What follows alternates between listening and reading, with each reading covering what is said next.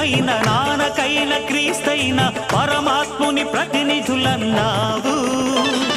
మతం పేర కులం పేర మత్సరాలు తగదంటూ మానవతకు జ్యోతులెత్తినావు. రాముడైన రహీమైన నానకైన క్రీస్తైన పరమాత్ముని ప్రతినిధులన్నావు. మతం పేర కులం పేర మత్సరాలు తగదంటూ మానవతకు జ్యోతులెత్తినావు. కటిక విషం మింగి మాకు కరుణ పంచినావు. ఇలకే అపరంజి వెలుగు నీవు.